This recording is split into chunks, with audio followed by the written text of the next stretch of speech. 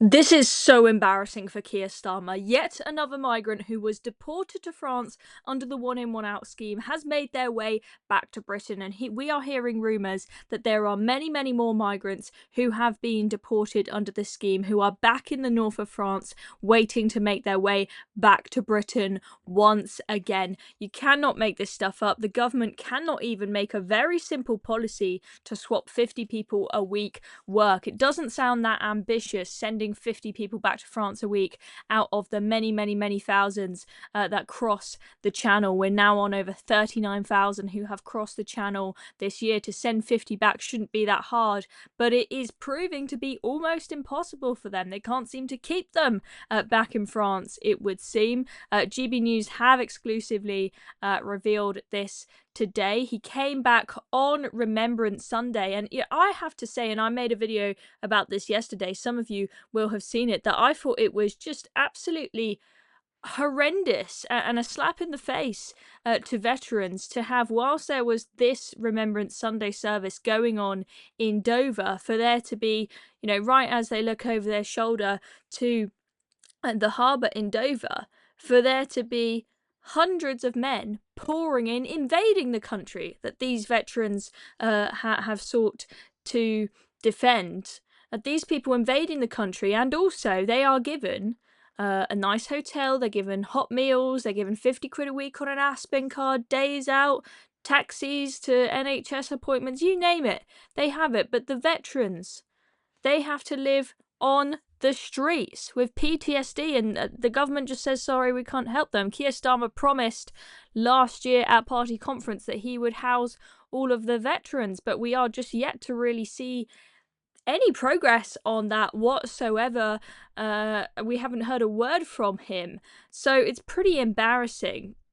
So we had, nearly 400 migrants taken into Dover Harbour yesterday by Border Force, who were picked up in the channel by them. Huge numbers coming in. There have been well over 2,000 migrants have arrived since Thursday, and we've had a statement from the Home Office. So the Home Office spokesperson has said anyone looking to return to the UK after being removed under the UK-France agreement is wasting their time and money. The individual was detected by biometrics, fingerprints, and detained immediately. His case will be expedited and he will be returned to France as quickly as possible. The message is clear: if you try to return to the UK, you will be sent back. They're trying to sound big and strong there and making it sound like this is all working and going well, but we all know it's not. It's a total, complete and utter disaster. I'll show you shortly the figures as to just how many people we've managed to deport under this scheme. It's absolutely hilarious how few they've managed to.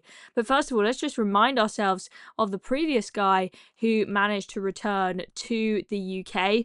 So it was an Iranian migrant last time who came back to the UK. He came back on September the 19th. So he originally arrived on the 6th of August. That was when they started detaining the first few people for this one in, one out scheme. He went back on the 19th of September. Then on the 18th of October, less than a month later, he decided he'd had enough of France, and back he was in Britain. Now, they have deported this guy. It took them, I think, 18 days to deport this guy, but it's pretty embarrassing the fact that he was able to come back to the UK in the first place. And what we're hearing is that there are many other people who are in northern France waiting to come back after being deported because they've been deported to France, but they don't want to claim asylum in France because of the EU system. They could be sent back to the first EU country they arrived in, which many of them will not want to do. They could be sent back to, for example, somewhere like Bulgaria, where maybe they were beaten up by the police and they don't want to go there. But apparently they are being able to now, in their asylum claims, to cite this and say on human rights grounds, you can't send me back to that country.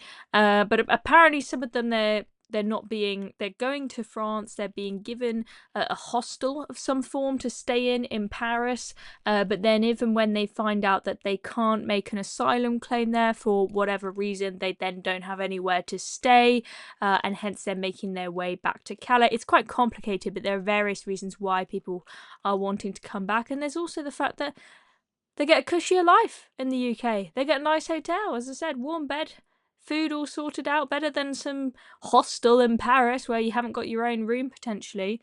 Now, the total number that we have managed to send back under this scheme is 94. Now, guys, it was meant to be 50 a week. They have now done less than 2 weeks worth of what was meant to be the quota. 50 was meant to be the starting point. It was meant to be 50 at minimum, and then it was meant to rapidly ramp up as soon as they made sure that it worked. It's not exactly going to plan, is it? Yet they are pretending it's all going smoothly because they deported the Iranian man back to France. Let's remind ourselves of how long ago this was supposed to start. They announced this, Starmer and Macron, you remember them at their press conference? They announced this on the 10th of July, ladies and gentlemen, and they said within weeks we will have this up and running. They didn't give us a clear date, but they suggested it would be maybe 2-3 weeks and they'd be going back to France. Then, start of August, took them a whole month, they started detaining a few people, and it wasn't until the middle of September that they attempted to deport some people. The first 2 days they couldn't get a single person on the flight because the lefty lawyers were stopping them from doing so. On the third day, third attempt, they managed to send one guy. It was absolutely pathetic when in that first week they'd booked dozens of seats on all of these Air France planes every single day. They'd paid for them. The flights took off with those seats empty and paid for you by the taxpayer. And then eventually they managed to send some more, and now we're at 94. And they boasted the other day, guys, that they managed to send a record number in one day. How many was it? 16. They actually boasted about it. They put up some big graphic on their Twitter account to boast it. The Home Office did. I couldn't believe they were boasting about it. I'm like, hang your heads in shame, guys. This is really, really embarrassing. So that is the latest in the clown show. No sign of the boat stopping anytime soon. As I said, we're now at over 39,000 people who have crossed the channel this year. That's way more than the 36,000 odd that came last year. So we've beaten last year's number. And the record is 45,000 from 2022. Are they going to beat it? We've got less than 2 months left of the year. I think there's a very good chance they will. And that will be so embarrassing for Keir Starmer and Shabana Mahmood if they oversee the highest year, the biggest year of small boat crossings on record. I'm sure they'll just blame the weather, of course, but the rest of us will know that that is complete and utter rubbish and we won't fall for it. I think we're going to have to wait until 2029 to see any border control, folks. I'm Chloe Dobbs. Thank you very much for watching. Make sure you hit subscribe down below if you've not already. Thanks for watching.